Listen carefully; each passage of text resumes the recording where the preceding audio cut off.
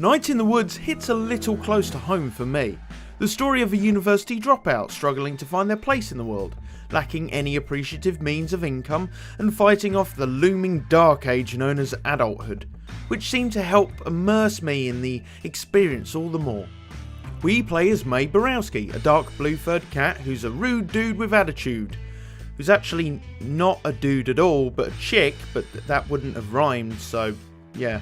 She returns home to Possum Springs from college after dropping out. We very quickly find out that May is rather unusual, and coupled with stories of an incident in her past that has garnered her the name of Killer by the local youth, she is painted as a blossoming young woman clinging desperately to the past as she tries to deal with severe mental issues. To counterpoint this, May is constantly narrating the things around her, making chipper comments, filling out the story and background of each scene in a natural way. Well, as natural as it is for a literal cat lady to talk to herself constantly.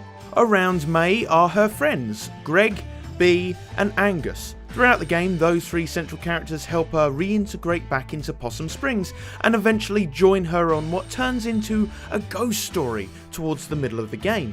At the start of each day, May can choose between Greg or Bee, giving us different scenarios to play through, showing us backstories for both characters and working towards different endings. The story itself is certainly the strong point of Night in the Woods, bolstered by believable, inventive writing. The characters come alive in their mannerisms and way of talking.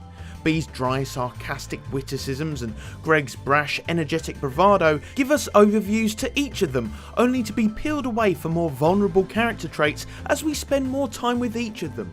And Night in the Woods makes you want to spend more time with them. All the characters here are likeable and relatable.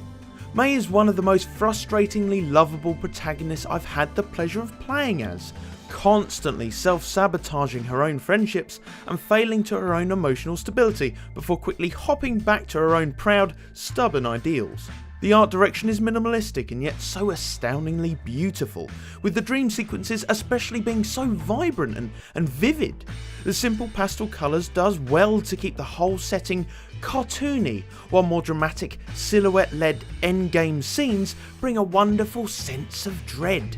The swirling of the autumn leaves, the haunting glow of ghostly figures and the quirky animations of all the characters help bring Possum Springs to life. It all feels like a storybook in fact. The music and sound design is wonderfully novel. May tiptoeing on power lines, for example, is the plucking of cello strings, and the jazz-inspired soundtrack is a mixture of insane cacophony during tense moments and smooth, chilled swingings of the merry town. The instruments themselves sound raw and harsh, especially during band sections, giving the whole thing an amateurish, fitting sound. Although the music isn't as memorably brilliant as, say, Undertale, the music works perfectly to the game's favour. At this point in the review, I should point out Night in the Woods is, at its base level, an interactive story. Don't expect challenge or too many puzzle elements. The experience is more told to you than anything else. That being said, don't expect a pleasant jaunt or some light-hearted musings on the unwelcome transition into adulthood.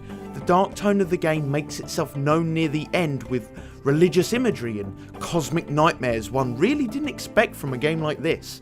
Things are left rather open-ended, and the endings aren't exactly happy.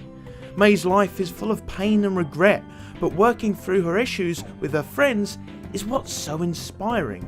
It's worth some of the niggles. And from that, I'll mention that the game does like to control the pace, meaning those with little patience may find scenes slowed down for dramatic effect tend to drag their feet a tad too much. The story, although complex and beautifully written, is structured in a very predictable way, sectioned off into hangout times and some Guitar Hero-esque band practice. The adult themes explored through the narrative might dissuade those looking for a more optimistic story experience. You know, the glass half full lot. Joining the likes of Lisa and Undertale, Night in the Woods is so brilliantly written and so deeply enjoyable. You will like this game if you like story-driven games, exploring mental issues, and Sharkle.